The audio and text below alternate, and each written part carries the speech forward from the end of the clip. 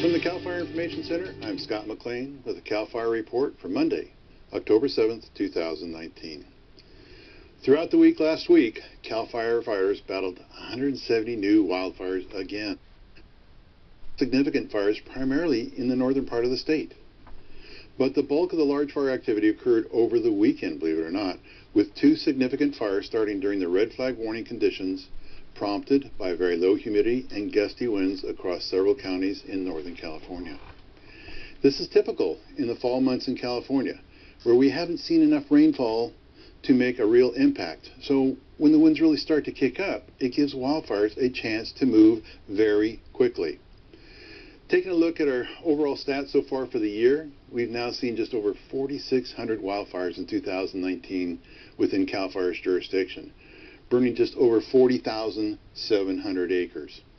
However, when combined with the U.S. Forest Service jurisdictional lands, that number jumps up to 4,657 fires in California for a total of 157,981 acres.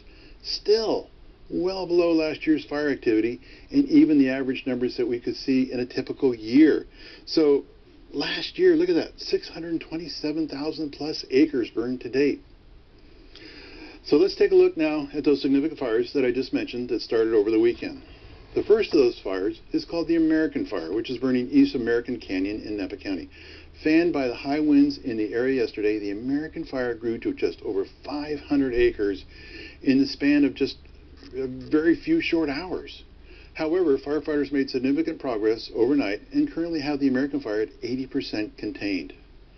Fire personnel will continue to work tirelessly constructing and strengthening containment lines and extinguishing hot spots throughout the course of today. So keep your eyes and ears open. In Mariposa County, the Bryceburg Fire also started yesterday north of Mid-Pines, about 4 miles north. The Bryceburg Fire grew very rapidly, prompting evacuation of the Bryceburg campground.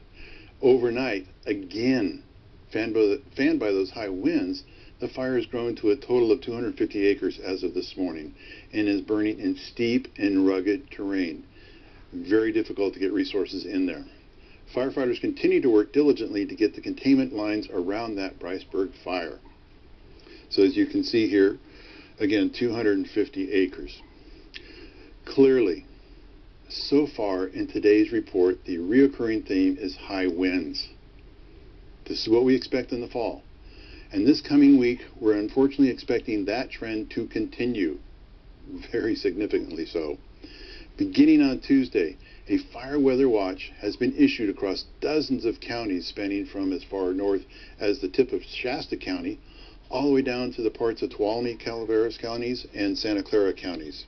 You can see by this map all the various types of wind speeds. Chico, 30 to 40.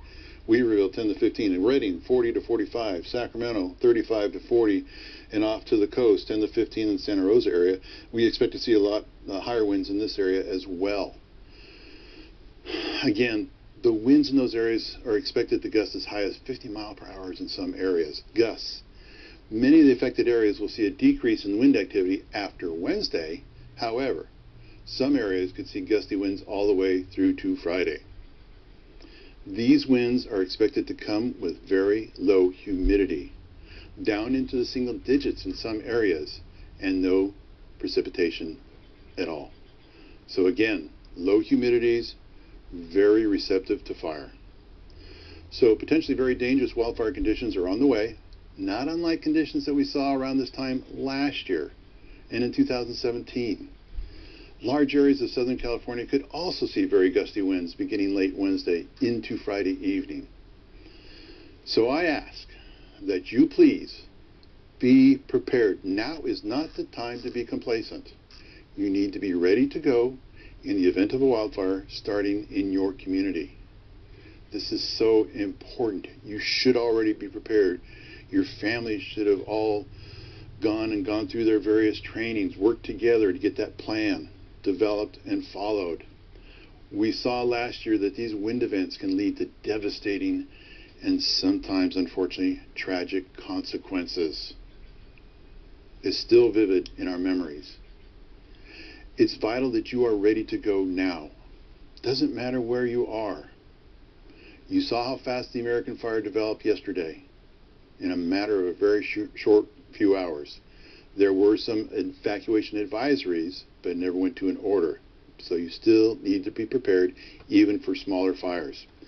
Know which things you will need to take with you and pack them now. Have that Go kit still prepared as you should have earlier on this year. Have a plan for multiple routes to evacuate out of your community, just like 2 ways out of your home, for an example. And this is in case your first route of escape is blocked. You have a lot of fire equipment coming in and a lot of people trying to leave. And if necessary, or if you feel unsafe, why not leave early? No harm. Again, one of the biggest obstacles during evacuation is road congestion. A lot of these roads are 2-lane country roads.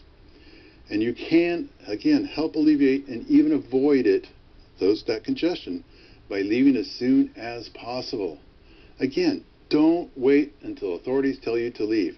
If you feel like you are in danger, what's the harm? Just go. For more information on what you can do now to prepare to go, visit our website at readyforwildfire.org. And that's the latest on the fire situation in California. I'm Scott McLean. Stay safe.